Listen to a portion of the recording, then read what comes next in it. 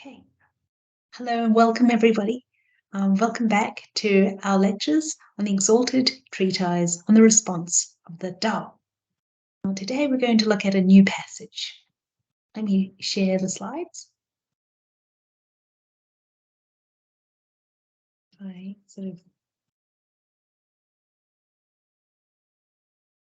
Passage reads, proceed if in accord with the way, retreat if in breach of it. Now, this passage actually marks the beginning of a new section. It's a section on the good deeds that we can do, the good deeds that will sort of guarantee good fortune in the future. So first we need to be sort of clear. We notice that the way has a capital W. What do we mean by the way? Well, sort of highlighted the word here. If we look at the Chinese character, the literal meaning is like a walkway, a path that you take. If we, this is on the left is the Chinese character as we would read and write the character for the way today. And on the right here is how it was written in the past in what's known as the small seal script. And sort of a little bit clearer to see that this character is made up of two parts. There's this part on the left and a part on the right. And the part on the left is actually the character for walk. You can sort of see that this is a very rough sketch of a foot. You have sort of the three toes, which are, you have three to represent all five toes. And then, the leg muscles that move as we walk. So that was the character for walking. On the right is actually the character for head. And you have to imagine looking at someone in the far distance. All the facial features aren't very clear. You can maybe just make out their eyes, maybe their lips, and maybe their hair is blowing in the wind because it's sort of standing up, much like the style of The Simpsons. But together, when you put the walk and head together, it sort of makes the way. I suppose on some level, you know that most people, when they're walking in a certain direction, they tend to be facing that direction when they walk. But the head character also implies that there's a mental element to it, because the way is the way that you take, or the path that you make, the path that you walk and follow. But it sort of evolved from that literal original meaning to also mean the way that you do things, a sort of process. It could be the way that we think, or the way that things ought to be. So there's a sort of an element of evaluation there. I'll just stop sharing the slides for a moment.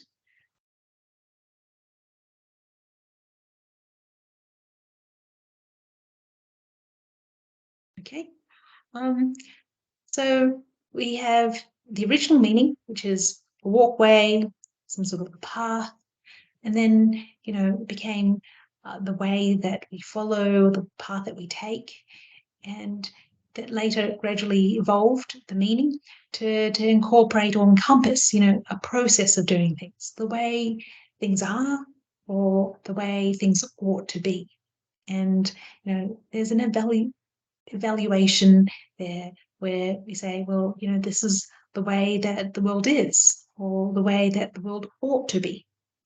Clearly there is not just one way that the world is. There are many ways.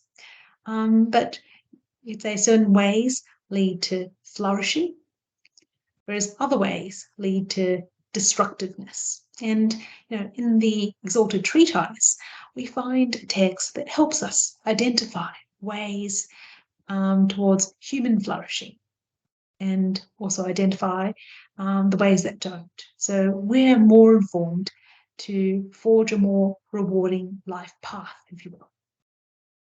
Well, it certainly gets us thinking about, steps that we need to take and where we're headed. But I'll stop there in relation to the way. What does it mean to this way with a capital W in the context of the Taoist tradition of thought? Because if you remember, the Exalted Treatise is actually ascribed to the Taoist thought tradition. Well, as you might be able to tell from the name, this thought tradition is based on the concept of the Tao, or the way. That's why we have Taoism.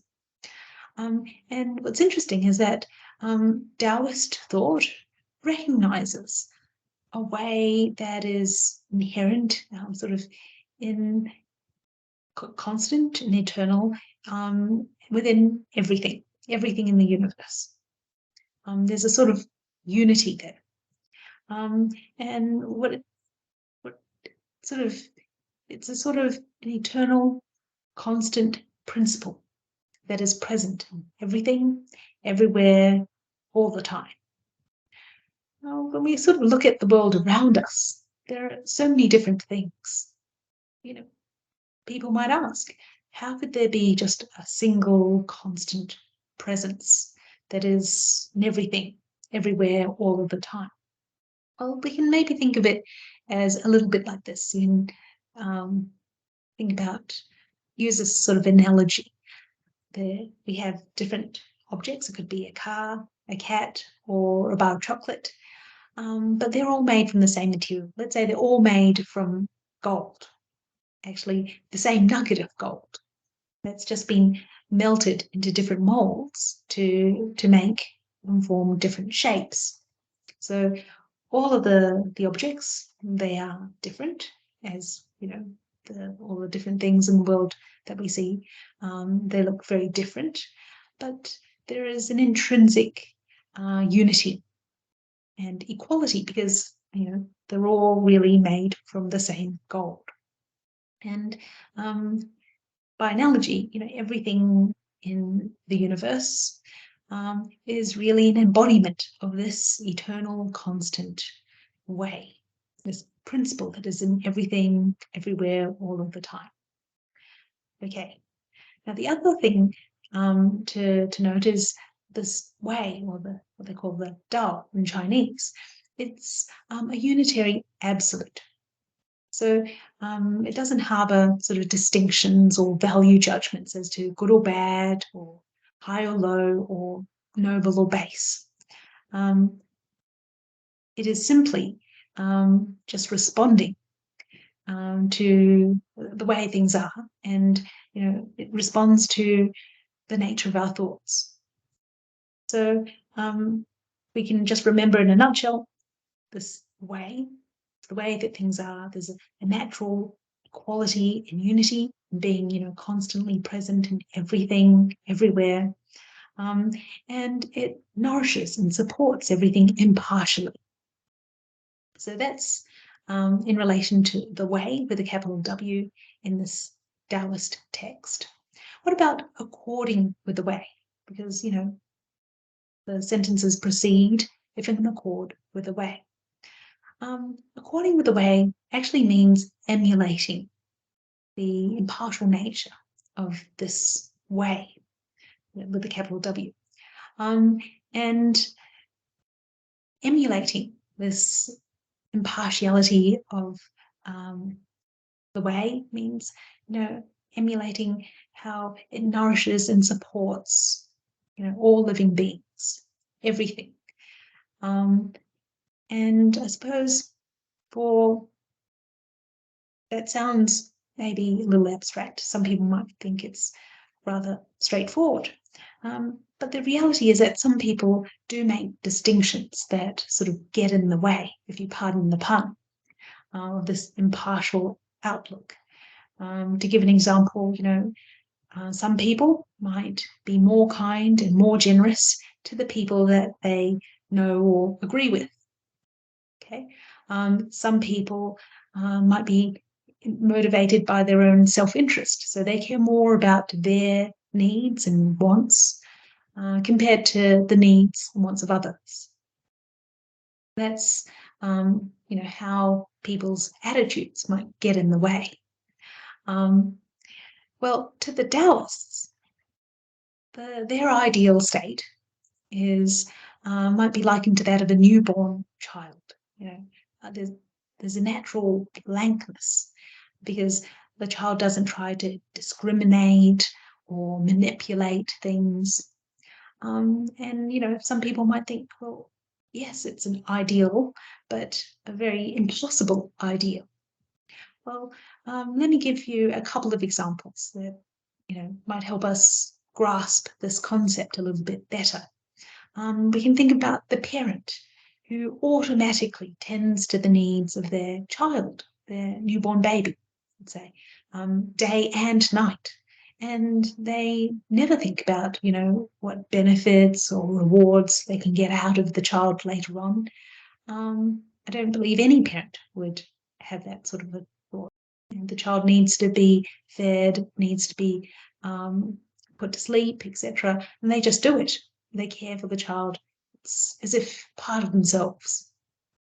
It's instinctive almost. Another example would be, our legs. They just naturally carry us, walk us in the direction that we wish to take. Our legs never sort of stop and think, do they actually agree with us walking in that direction?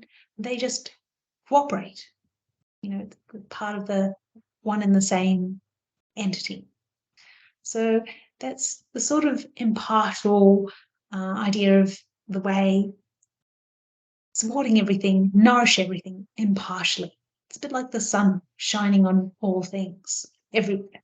The sun doesn't just shine on the trees and not the animals. And so, for human beings, the message is that we need to be a bit more impartial in our outlook, in our approach to life. So that's how we can emulate the way.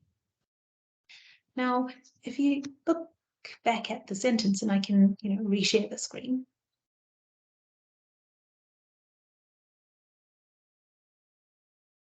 Let's actually the next slide.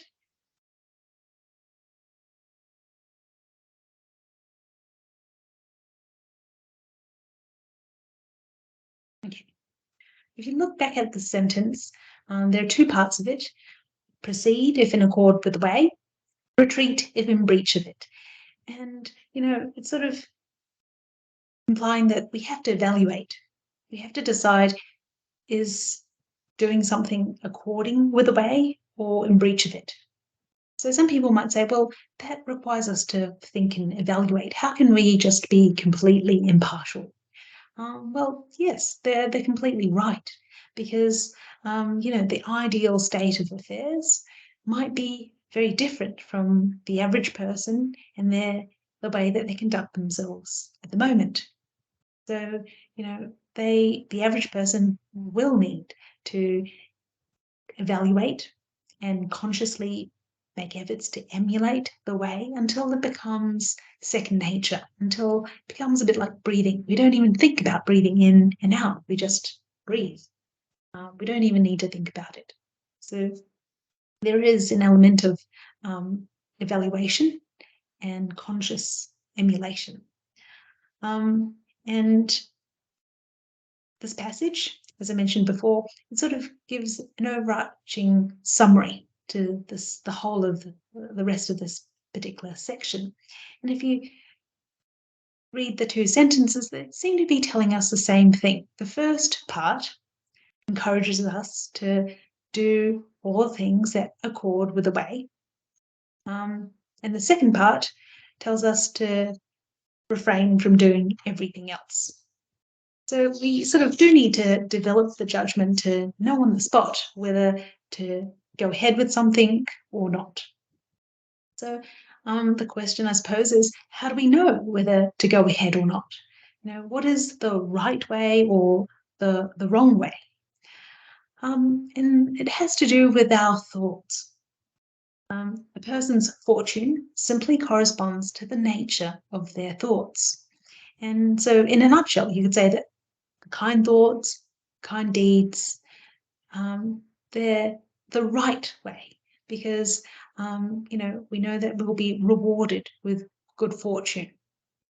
In contrast, the unkind thoughts, unkind deeds will be the wrong way, because we're bound to suffer misfortune. And as a rough rule of thumb, I've written the key words here. According with the way will mean that we will be not be acting in against the law. We won't be breaking the law. 99% of the time, we're able to remain lawful. We'll be acting in a principled way, so it would accord with our moral obligations to our family and friends. We're able to be dutiful to our parents, for example. It means that we act reasonably, so within our means, and we maintain a clear conscience. And this is a very rough rule of thumb to sort of know that what we're doing accords with the way.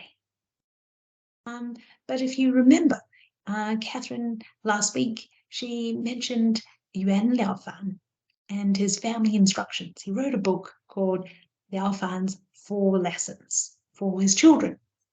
And this book helpfully gives us some further guidance. We have lots of different technology these days, lots of advancements of technology. Well, what we're about to discuss helps us be all that more sophisticated in our mental toolkit when we go about doing good deeds.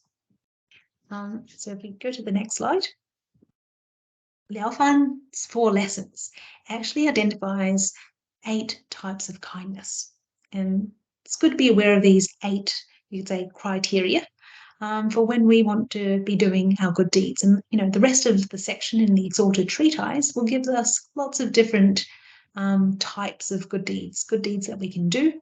But when we're doing those good deeds, we can be a bit more sophisticated to, you could say, maximize, ensure that what we're really doing is goodness that is real, upstanding, unknown as opposed to being known, proper, correct, complete goodness, kindness, great kindness, and there's kindness that's also difficult or easy. Now, I'll explain each of these different types. I'll stop presenting the slide, but we'll go through one by one so we won't miss anything. Okay. So the first type is what's known as real kindness. And that's where a person purely intends to bring benefit to others. They have no thought of, reward or expecting anything in return. Okay, that's not too hard to understand.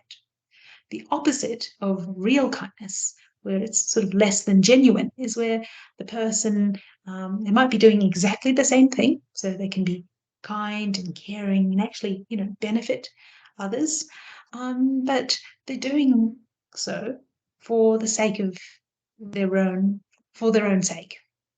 So they have selfish motives. Now, that might be, unknown to everyone else. Only they will know their innermost thoughts. And to give an example, they could be doing some volunteering, some community service. And sorry, for some reason my camera, just turn my camera back on. The person could be doing some community service and, bringing benefit to people. That's well and good, but they actually are doing those things for the sake of, because they think it looks great on their CV. So that's where they have selfish intentions, and that's what prevents their kindness, their good deeds, from being counted as real kindness. Okay. Now, everyone else might be completely unaware. They look, from the surface, a very kind and caring person, really benefiting other people around them. Only they will know. And certainly the spirits that record and keep track of all of our deeds, they will know too. So that's real kindness. The second sort of criteria, upstanding kindness. Now, this sort of might sound very similar. It's where a person is completely dedicated to helping out, doing their good deeds, performing an act of kindness, and they don't mind what people will say. They, regardless of whether they become criticized, people might not understand what they're doing, but they're very clear, and they've given it, considerable thought, and they're very clear in that what they're doing is actually the right thing to do. So that's what's called upstanding kindness. Now, you really understand when we consider the flip side, the opposite of that. And again, a person can be, honest, accommodating, kind, very caring, but actually they're only doing that because they want to fit in with the crowd. They want people to know and admire them for being a good person. And it becomes all the more apparent when, they're not prepared to do something, even though they know that they should. They should be helping out because they're more concerned about what people might say. They're worried about being criticized, and so therefore they're hands off. That's where their helpfulness stops. And that's where the so-called kindness falls short of being upstanding. So we've covered real, upstanding, where it sort of might require that person to go out on a bit of a limb. Okay, then there's what's known as known or unknown kindness. And this is not difficult to understand, where the person does a good deed, people know about it, they find out, and they're recognized or rewarded in some way. It could be that, people in that community know them for being such a great person, for they've contributed a lot, etc. So they know their good deeds are known, and they enjoy a positive name or reputation because of it, naturally, and as they deserve, you would say. Now, where a good deed remains unknown, so you could do the same good deed, but maybe, let's say, donate anonymously, or that person might credit someone else instead.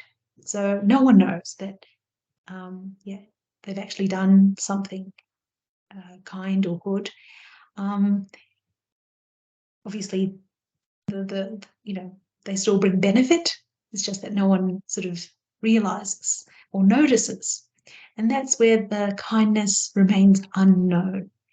And the rewards will be greater. And why that is because as soon as, it's not discounted, the rewards won't be discounted because you've already enjoyed some positive reputation, as you would if the good deed had already become known. So, it's what's known as the quiet merits, and they're sort of worth more than the merits that are already that become publicly known, basically. So that's the difference between known and unknown. If you had a choice, probably unknown is the best, the quiet merits. And then there is what's the proper type of kindness. Now, what is proper kindness? Kindness is already pretty good, especially if it's real and upstanding and unknown. Well, to understand this, there's actually an historical anecdote about Confucius and two of his students. One student saves a man from drowning, saves their life, and the man feels so grateful that he gives the student an ox. Another one of Confucius' students helps to repatriate a fellow citizen. So, they're caught in a foreign state and they're able to return home. That's a good deed, and there's actually a government reward, monetary reward offered by the government for people who help out in repatriation cases. Now, that particular student doesn't accept the reward. He doesn't need it. He declines the reward, whereas the student actually accepts the ox. Now, surprisingly, Confucius actually criticizes the student who declines the reward. We often hear about, you should be doing good deeds with not expecting any reward at all. But why is Confucius criticizing the student who didn't take the reward? Well, it turns out that the student, if you consider their circumstances, they're actually fairly well off. They don't need the funds and the monetary reward offered by the government. In fact, they would probably feel a bit embarrassed because they're already well off to, take that reward. For them personally, they just wanted to help out. It was as simple as that. They don't need to be rewarded for doing so. So from their personal point of view, they weren't interested in any reward. But Confucius criticized them. And why Confucius would criticize this particular student is because by not accepting that monetary reward from the government, it would put people off from doing, helping out in the same way in the future. People would feel that, well, is it greedy to accept this monetary reward from the government? Because the last person didn't do so. So because they wouldn't feel able to claim the reward, maybe they would not bother to help out in these repatriation cases at all. And this particularly for poorer people who would have been incentivized by the monetary reward. And because of this detriment to the other members of the public, this impact on others, the student was criticized by Confucius. Confucius praised the other student who accepted the ox for saving the man from drowning. And why that was because by accepting the ox, it would encourage other people to reach out and help others in similar situations, life-threatening situations. So it was sort of setting the right example and therefore worthy of praise and encouragement. That was the right thing to do. It wasn't being greedy, but one has to be conscious of sort of not just the immediate outcomes, but the long-term effects of our example. I mean, we might feel that we're doing a good deed, but what is that sort of impact on other people, the people around us, the wider community, and the general public? How would they feel? What would they, take away from our example? If our kind conduct sets the right example for others, including many years from now, then that would be the proper kindness, the proper example to set. But if the answer is no, in terms of the long-term consequences, or in terms of the impact on other people, including the members of the general public, then what we've done may be a kindness, but it falls short of being the proper kindness. So there are key factors to bear in mind. Then there is the correct type of kindness. Now, it probably sounds like there's a lot of overlap, what's proper and what's correct. Well, it sort of helps us to recognize that sometimes good intentions can lead to negative results. So I'll use the historical example of the Chancellor, Lu Wenyi. And he was a distinguished statesman. This was back in the 15th century, in a period of time known as the Ming Dynasty in China. And, this Chancellor, he had served for many years, widely admired for his contribution to the state, to the people, etc. After he retired from public service, he returned to his hometown. And one day, he happens across a young man. The man was drunk and shouted profanities at him, verbal abuse. The retired chancellor, being the kind, generous person that he was, thought, well, the man is clearly intoxicated, not in the right frame of mind. He doesn't mean anything that he's, saying. So he sort of ignores the drunkard, and he instructs his servant to, not to take any notice. The man is clearly intoxicated, not in the right frame of mind. But 1 year later, the retired chancellor hears news of the man who was drunk. He had committed a serious criminal offence and had been sentenced to death. So, hearing this news, the retired chancellor was filled with regret. He said to his servant, last year, I should have reported the man to the police. He would have been arrested, given a warning, and that might have woken him up to the errors of his ways. He would have realized that it was wrong, it was unlawful to carry on as he was. But I didn't do that. And as a result, this fellow's behavior got worse, got completely out of hand. And now, look, it's really cost him his life. And so, the retired chancellor was thinking that he was being kind and forgiving that person, ignoring the drunkard. But that turned out to be flawed logic in the end. And this is sort of an example of, I wouldn't say completely poor judgment, but maybe he sort of failed to take into account, the whole situation, and obviously leading to fairly negative consequences, unintended and wrong consequences.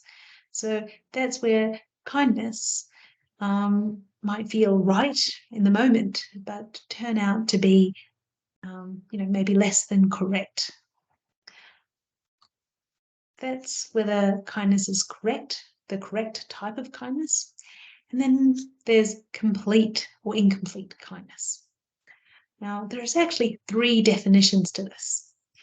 It can be a matter of our sincerity, a matter of the impact of our good deed, or a matter of our pure mind. So it can get a little abstract. So I'll talk about this idea of complete kindness using some historical anecdotes. And the first relates to a poor woman.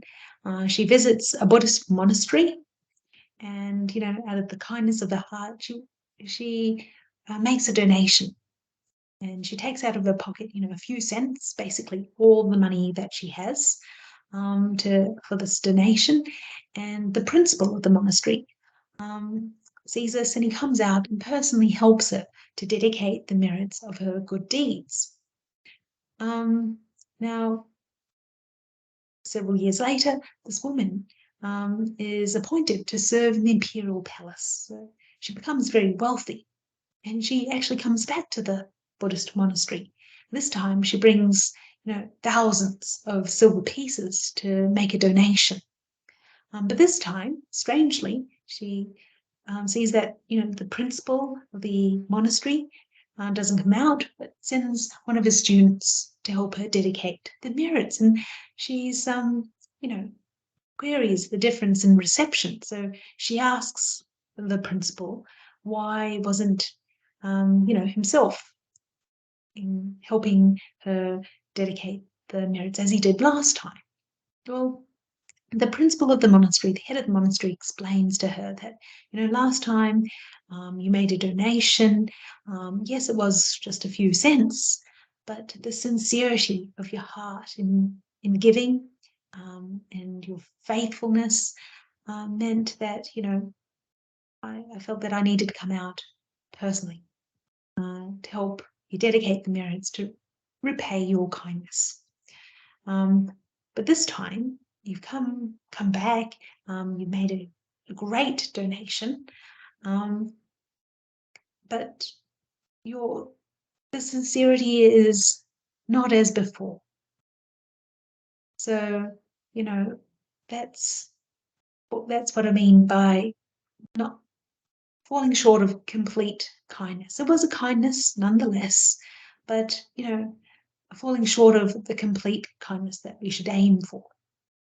So that's one example of sincerity in determining whether kindness is complete or not. Another definition looks at the impact of the kindness. And there's an example of Zhongli and Lu Dongbing. This was in the 8th century. And Zhongli, he has discovered how to turn ordinary metal pieces into gold, sort of man-made gold. And he wants to impart this knowledge to Lu Dongbing. Tells him that you could turn metal into gold and use it to help the needy, for charitable purposes. So good intentions. And certainly Lu Dongbing is very much intrigued by this incredible feat. This was amazing. How could a person be able to do this? And he asks a question. He raises this query with Zhongli, the person who has discovered this alchemical trick. He asks him, look, this man-made gold, is it a permanent change? Or, will it turn back into the original metal form at some point? And Zhongli replies that, well, actually, it's not a permanent change. The metal that's been turned into gold will remain that way, but after 500 years, it will revert back to the original metal forms. So as soon as Lu Dongbing hears this, he says, look, no, actually, I don't want any part of this.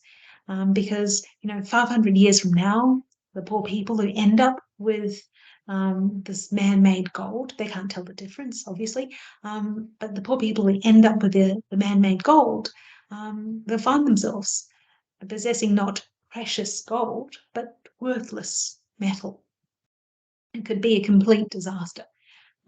So, he doesn't want to have any part of this so-called charitable endeavor. And as it turns out, Zhongli was actually just testing Lu Dongbing's character. And he explains that, to cultivate, to become a Taoist immortal, a person needed to accumulate 3,000 good deeds, 3,000 merits. But Lu Dongbing, his one honest answer, that he didn't want to have any part of this because it would cause suffering for people 500 years down the track. This one honest answer was meant that Lu Dongbing had completed the 3,000 merits. So you can see that it's really the person's concern for the impact of their so-called good deed on others that determines whether it's actually a complete kindness or not. So that's another definition. And the final definition is, boils down to the purity of one's mind.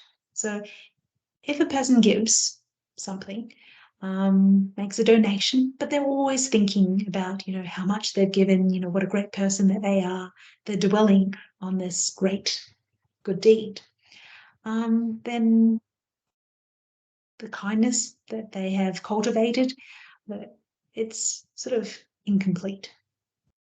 What would be the ideal situation is if we're able to make a donation, we're able to give something, but we completely forget about what we've given, who we've given it to, the act of giving, and ourselves as the giver.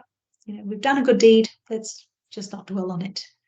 And that would count as a complete kindness. So there are 3 definitions for whether a kindness is counted as complete or not. And then there is kindness that can be great or small. So this relates to a person's intentions when they are undertaking the good deed.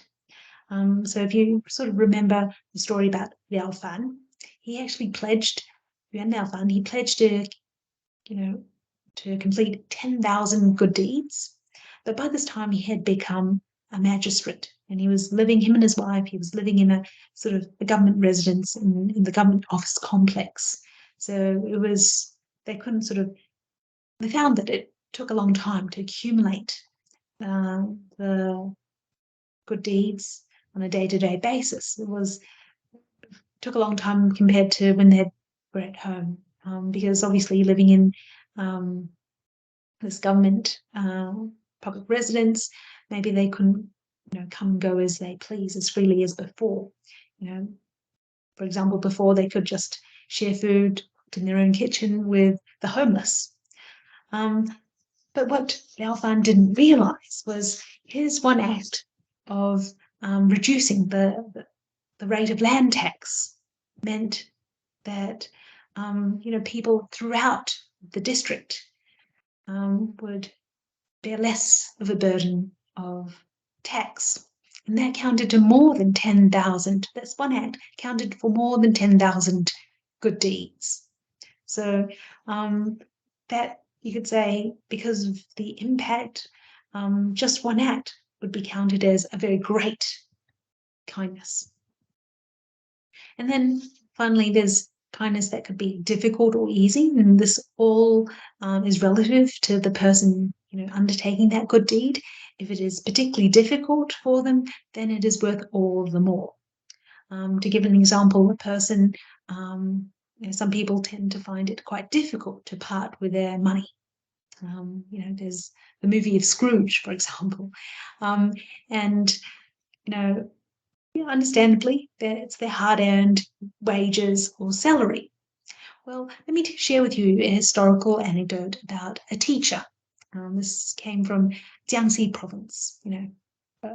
This was in the past and recorded in Liao Fan's 4 lessons. Well, this teacher, his surname was Shu, we'll call him Mr. Shu, but he contributed a considerable amount of money to help out a couple, sort of strangers, that had struggling to repay a public debt.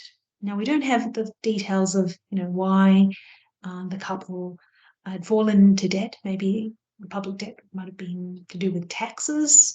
Maybe they were old, they didn't have children to support them. Maybe they had gotten ill and couldn't work or grow the crops to pay the taxes, because in those days, taxes could be collected in kind, not necessarily in cash. But for whatever reason, they were struggling. And Mr. Shaw, out of the kindness of his heart, he contributed what amounted to 2 years of his teaching salary. Obviously, this was a savings. It would have taken him a long time to accumulate so much, but he was willing to give. Obviously, this didn't mean that his family had to starve. He continued to work in his job, had a steady income to feed him and his family. But nonetheless, you could say that this was his would have been a difficult kindness to accomplish, and therefore worth all the more. So, as we've seen, there are various different types of kindness. More often than not, it boils down to a person's motives, their intentions. The people around them may not be privy to their innermost thoughts. We don't know what's really going on in another person's head, but they will be very clear in their conscience, and certainly all the spirits responsible for recording, keeping track of our deeds, they'll be very clear too. So it all counts, and it can make all the difference. Now, in a nutshell, just to round off this particular passage, when we emulate the Tao, it means to think of the bigger picture and the greater good in what we do. And, understandably, Some people may find it difficult to retreat, even though they know what they're doing is inappropriate. It's in breach of the way. Now, as to the reasons why, I can think of two main reasons. Maybe you can think of a few more. The first reason is they may be unaware or unclear about the misfortunate consequences of what they're doing. They could be brazen enough to, not to care, or they think that they can just get away with it. They don't realize that, they're bound to experience the misfortune, because our life fortunes aren't set in stone. They actually change according to our thoughts and our deeds. And they don't realize that the misconduct, the misdeeds will lead to misfortune. It could affect them financially, like they lose their job, their investments fail, their savings are depleted, or socially, they could become generally despised, or have legal penalties like fines, and all manner of disasters. Accidents could happen to them, so much so that they start to wonder, why do these accidents happen to me and not the person next door? So it's because they're unaware or they're unclear about, the fact that they're actually engaging in misdeeds and that there are misfortunate consequences to follow. The other, I suppose, reason why it might be difficult for someone to retreat is even if they're fully aware about the way and the principles of response, people can be so set in their habits, the usual patterns of behavior. So it can be hard for them to retreat, even if they know that they're really going against the way. Habits can be difficult to change. It takes a lot of will, commitment, and time to adjust. But hopefully, the more that we learn, the more that we learn about the principles and practices and the historical examples of people who have changed, the more that we can be inspired and motivated. And hopefully, the easier it will become when we start to experience the positive effects. Because, as we know, the rewards are bound to happen when we do good deeds. By the same token, so is the suffering of the misfortunes, the retribution for misdeeds. So I think the bottom line is it is not rocket science whether to go ahead or not in relation to proceeding in accord with the way. So let's take, in the time that we have left, let's take a little look at the next passage. And I'll share the slides again.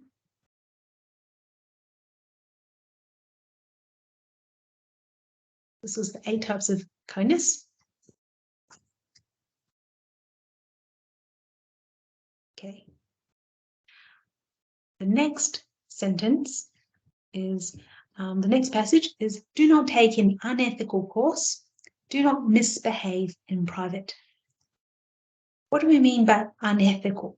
Well, as a rule of thumb, it's when it goes against the principles and practices that we've learned about, that we've read about in texts, morality texts, like the deeds of way, the guidelines for being a good person, or the Exalted Treatise, or just stop sharing, or the 4 books of Confucian learning, texts like those. Now, taking an unethical course applies just as much to sort of physical acts as well as what goes on, the thoughts in our head.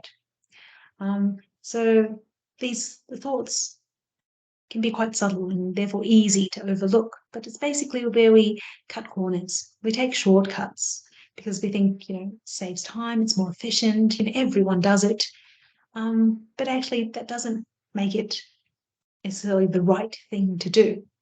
And I'll just give a quick example. Let's take the example of school teachers. We know that teachers can be very busy. They have a lot of students to look after. Assignments need to be marked. The marking has to be moderated, and so on and so forth. The work is never done as a teacher. So, some teachers might just, take last year's lesson plans, for the same subject. And they don't even give a thought as to whether or not those lesson plans are suitable for the current cohort of students. New textbooks might become available, better textbooks, or the current cohort of students might find certain topics more challenging. They need more clarification, explanation, more examples. Well, if the teacher bothers to do the updating to tailor the teaching, well, that's a different scenario. But I'm talking about the teacher who doesn't, and I think that would qualify for being a shortcut. What about misbehaving in private? Well, private is where we think no one can see or hear us. Like we think that no one knows. And it doesn't have to be a physical space either. It could be,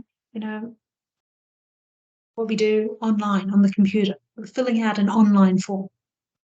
For example, a statutory declaration where by law we actually have to be honest and accurate in what we declare. Or another example might be filling out our tax returns. Some people might think, well, it doesn't really matter if I fudge the figures. What are the chances of being caught out, being actually audited by the tax department out of all the people in the state? So they think that they can get away with it. And, no one will know. But actually, we know that isn't quite the case. The commentary to the Exalted Treatise actually sort of highlights 3 common triggers that maybe cause people and make people more susceptible to adopting unethical practices or misbehaving in private. And I'll just quickly cover the 3. The first is where they're after some sort of name for themselves. And, they find themselves doing all sorts of things to keep up a reputation.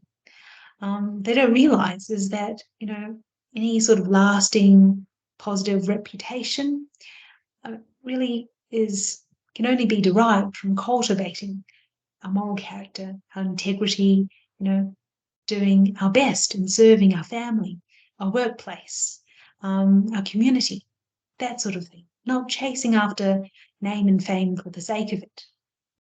The second common trigger where people fall into unethical practices is where they're after sort of the wealth because they enjoy an extravagant lifestyle. They enjoy showing off their wealth. And unfortunately, they don't realize that, wealth can, in the way that it's used, it can bring about, great good fortune or grave misfortune. So I'll give you an example. Wealth can bring about good fortune and more wealth if we use that wealth, apply that wealth to support our family, our extended family, the needs of the disadvantaged in the community, and particularly in terms of education, ensuring that people have access to moral education. Education means that they'll be in a position to, empower themselves, get a good job, support themselves. But moral education takes it one step further. So in whatever ability or avenue that they serve within the community, in their jobs, well, they'll be able to be a good person, whether that's a good engineer or a good teacher or a good doctor. That's why it makes a particular difference. We could be using that wealth for medical aid and assistance or disaster relief, causes like that. That will bring about good fortune and more wealth. But if, on the other hand, a person uses the wealth, spends it on themselves, their clothes, their leisure, holidays, good times with their friends, decorating the house, collecting things, very quickly, that wealth will turn into misfortune and poverty. It doesn't quite last. So that's what people don't actually realize. And the final trigger is sort of a catch-all category. That person is not interested in cultivating themselves. They're very self-indulgent. They indulge their selfish habits, their wants. They don't bother to control their angry temper, for example. They while away the time, they overeat, and they don't realize that we're actually here just for a limited time, every one of us. And, why not make the most of this finite time to cultivate the good deeds for, the whole good fortune of the whole planet, and try to leave this planet a little bit better than when we found it. So those are the common triggers for where people fall into, where they might adopt unethical practices and engage in misconduct when they think that no one is around. Now I'm conscious of the time, so I'll stop there today. But we'll sort of explore an amazing, incredible story, historical story, next lesson. So thank you very much for your kind attention, and we'll look forward to seeing you next week.